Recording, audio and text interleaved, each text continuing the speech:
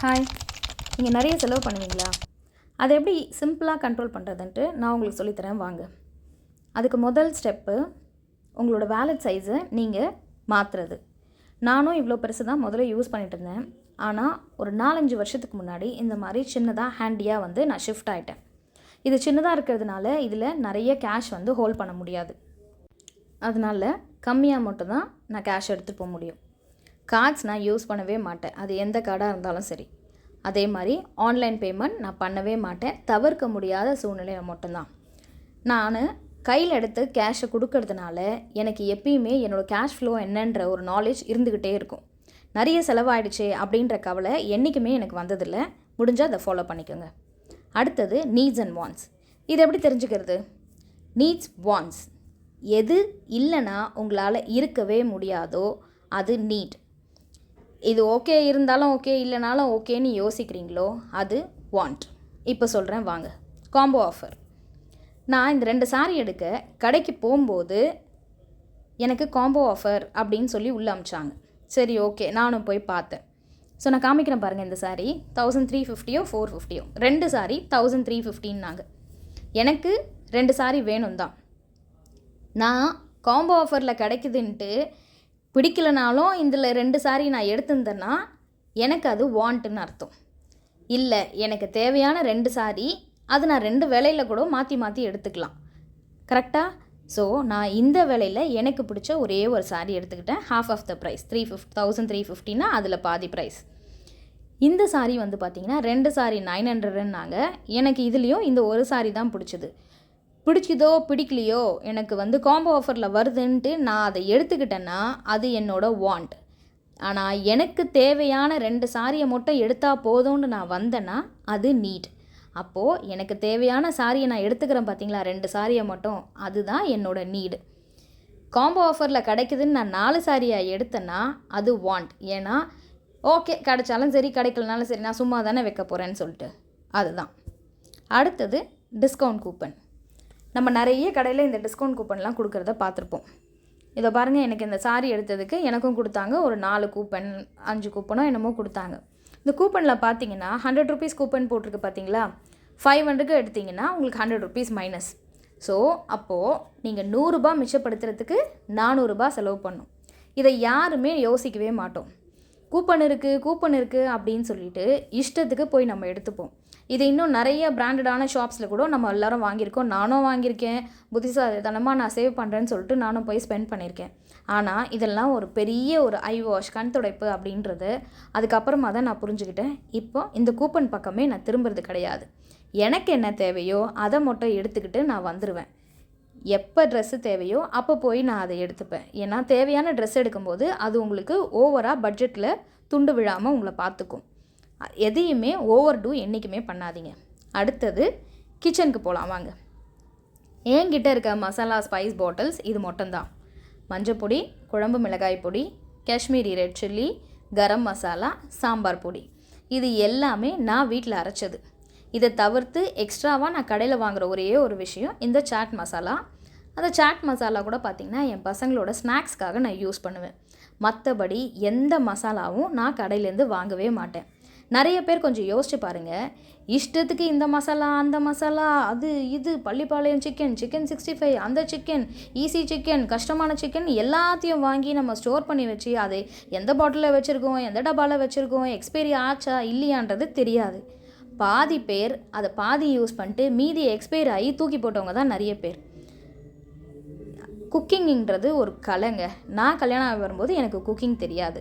ஆனால் எந்த ஒரு விஷயத்துக்கும் அதோட பேஸை ப்ராப்பராக நீங்கள் கற்றுக்கிட்டிங்கன்னா அதை அழகாக நீங்களே உங்கள் இஷ்டத்துக்கு டிசைன் பண்ணிக்கலாம். அது எந்த விஷயமானாலும். நான் அப்படி தாங்க கற்றுக்கிட்டேன். ஏன்னா என் வீட்டோட சந்தோஷமோ ஹெல்த்தோ என் கையில் தான் இருக்குது. அதே தான் உங்களுக்கும். நீங்களாக எல்லா விஷயத்தையும் ட்ரை பண்ணி பாருங்கள். அடுத்தது ஆயில். ஒரு பெரிய ஒரு என்ன சொல்கிறது, நம்ம வீட்டோட ஹெல்த்தை காக்கிற ஒரு பெரிய ஒரு இதுன்னு சொல்லலாம்.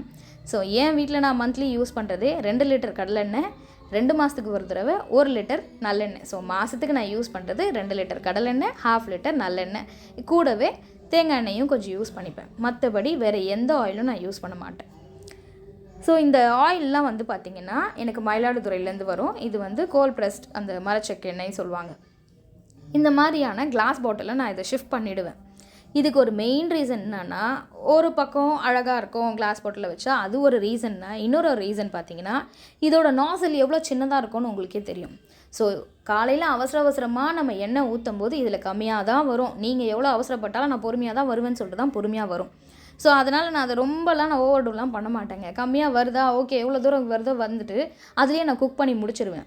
இதே நீங்கள் ஒரு பெரிய நாசில் இருக்கிற பாட்டிலாக நீங்கள் யூஸ் பண்ணிங்கன்னா ஃபஸ்ட்டு தடவை ஊற்றும் போதே நிறைய எண்ணெய் ஊற்றும். அப்போ நீங்கள் என்ன பண்ணுவீங்க, காலையில் அதை எடுத்து வைக்க நம்மளுக்கு டைம் இருக்காது. நிறைய இருந்தாலும் பரவாயில்லன்னு சொல்லிட்டு நம்ம அப்படியே சமைச்சு விட்டுருக்கோம். ஏன்னா நான்லாம் அந்த மாதிரிலாம் பண்ணியிருக்கேன். அதனால தான் இதில் நான் மாறினேன். இதை நான் உங்களுக்கு சொல்லணும்னு தோணுச்சு. ஸோ எண்ணெயை நீங்கள் எவ்வளோக்கு எவ்வளோ கம்மி பண்ணுறீங்களோ உங்களோட காசு மட்டும் இல்லைங்க, உங்களோட ஹெல்த். ஸோ நம்மளோட ஹெல்த் வெல்த் ரெண்டுத்துக்கும் வந்து ஒரு பெரிய ஒரு வரப்பிரசாதம் வந்து இந்த ஒரு ஆயில் கண்ட்ரோல் தான். அடுத்தது இந்த குக்வேர்ஸுங்க. இஷ்டத்துக்கு வாங்குறது. அவங்க சொன்னாங்க, இவங்க வச்சுருக்காங்க, அதை வச்சுருக்காங்க, இதை பொரிக்கிறதுக்கு வறுக்கிறதுக்கு அதுக்கு இதுக்கு அப்படியெல்லாம் எதுவும் கிடையாது. உங்களுக்கு எது வேணுமோ அதை மட்டும் வாங்கிக்கோங்க. என்கிட்ட குக்கர்ஸே இது ஒரு சின்ன அந்த சூப்லாம் வைக்கிறதுக்காக சின்னதாக ஒரு 3 லிட்டரோ 1.5 லிட்டரோ அந்த குக்கர் இருக்கும். ஒரு 7 லிட்டர் குக்கர் இருக்குது. அது எங்கள் அம்மா வீட்டிலேருந்து எனக்கு கல்யாணத்துக்கு கொடுத்தது.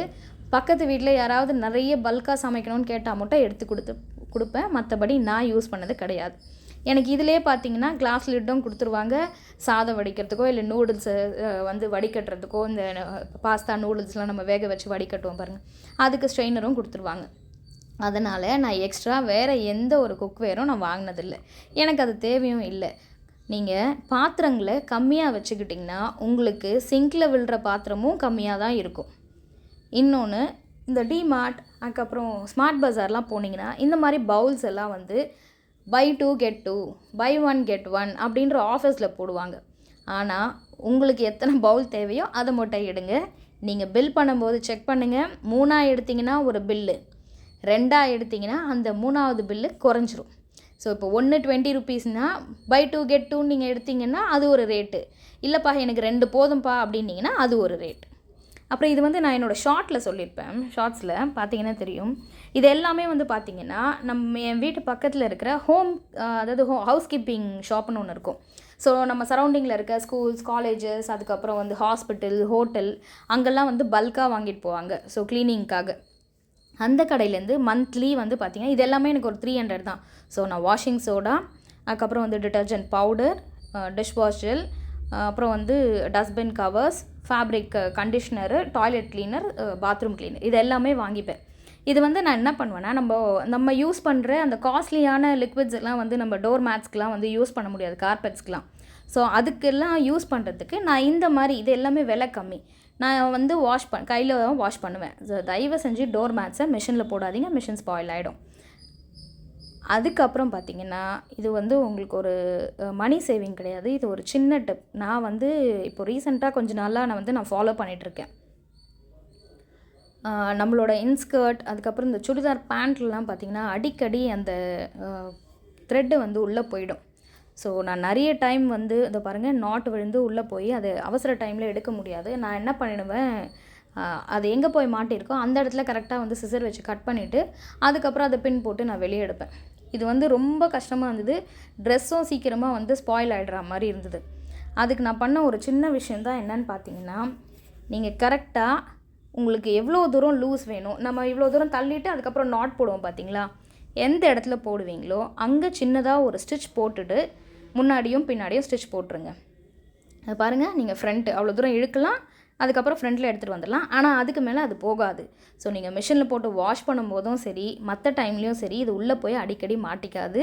இது ரொம்ப உங்களுக்கு எமர்ஜென்சி பீரியடில் ரொம்ப வந்து உங்களுக்கு வந்து ஹெல்ப்ஃபுல்லாக இருக்கும். ட்ரை பண்ணி பாருங்கள். அதுக்கப்புறம் வந்து இந்த ஜீன்ஸ் பேண்ட், இது வந்து என்னோடது இல்லைங்க. ஸோ நம்மளாம் நார்மலாக இப்போ கொஞ்சம் வெயிட் போடுறோம், திடீர்னு கம்மியாகிறோம். ஸோ அப்பப்போ வந்து நம்மளால் பேண்ட் மாற்றிட்டே இருக்க முடியாதுல்ல. ஸோ இந்த மாதிரி லூஸான பேண்ட்டெல்லாம் உங்களுக்கு இன்ஸ்டண்ட்டாக நான் டைட் பண்ணுப்பா, நான் வெளியே போகிறேன் இப்போ டைட் பண்ணணுன்னா என்ன பண்ணுறதுன்னு சொல்கிறேன். முதல்ல நார்மலாக போடுற மாதிரி பட்டன் போட்டுருங்க. அதுக்கப்புறம் ஒரு ஹேர் பேண்ட், இது நார்மலான ஒரு ஹேர் பேண்ட் தான். ஸோ நான் உங்களுக்கு தெரியணுன்றதுக்காக அந்த ரெட் கலர், நீங்கள் பிளாக் கூட யூஸ் பண்ணிக்கலாம். அந்த ஹேர் பேண்டை அந்த பட்டனில் போட்டு 2 நாட் எடுத்துகிட்டு ஃபஸ்ட்டு பக்கல் லூப் இருக்குது பாருங்கள், அது உள்ளே போட்டு இன்னொரு நாட் எடுத்து அந்த பட்டனோட வந்து நீங்கள் போட்டு லாக் பண்ணிட்டீங்கன்னா ஒரு 1.5 to 2 inch உங்களுக்கு வந்து சின்னதான மாதிரி இருக்கும். I think that is more than எனஃப்ல. நம்மளுக்கு அதுக்கு மேலெலாம் நம்ம வந்து வெயிட் வந்து கம்மி பண்ண மாட்டோம்ல. இது வந்து உங்களுக்கு இது வந்து ஒன் வே. இன்னொரு 2வது வே வந்து பார்த்தீங்கன்னா, எனக்கு ஃப்ரண்ட்டில் வேண்டாப்பா, எனக்கு பேக்கில் இருந்து சைடில் இருந்தால் கொஞ்சம் நல்லாயிருக்கும் அப்படின்னு ஃபீல் பண்ணுறவங்க, இப்போ நான் உங்களுக்கு அந்த சைடில் காமிக்கிறேன் பாருங்கள். அதே நீங்கள் ரப்பர் பேண்ட் என்ன பண்ணுங்கள், இந்த மாதிரி ஐ மீன் பேக் சைடில் 2 லூப் இருக்குது பார்த்தீங்களா, அதில் விட்டுட்டு இன்னொன்று வந்து இந்த அதர் எண்டில் அதுக்கு பக்கத்தில் இருக்கிறதையும் விட்டுட்டு சின்னதாக ஒரே ஒரு நாட், அவ்வளோதான், முடிஞ்சிருச்சு. ஸோ ஈவினிங் வரைக்கும் உங்களுக்கு வந்து நீங்கள் அதை வந்து கழட்டுற வரைக்கும் உங்களுக்கு டைட்டாகவே தான் இருக்கும். தாராளமாக வந்து எமர்ஜென்சி டைமில் உங்களுக்கு ரொம்ப ஹெல்ப்ஃபுல்லாக இருக்கும்னு நினைக்கிறேன். ஸோ இது எல்லாமே ஒரு சின்ன சின்ன டிப்ஸ். ஒரு பக்கம் மணி சேவிங் சொல்லலாம், இன்னொன்று வந்து இந்த ரெண்டும் ஒரு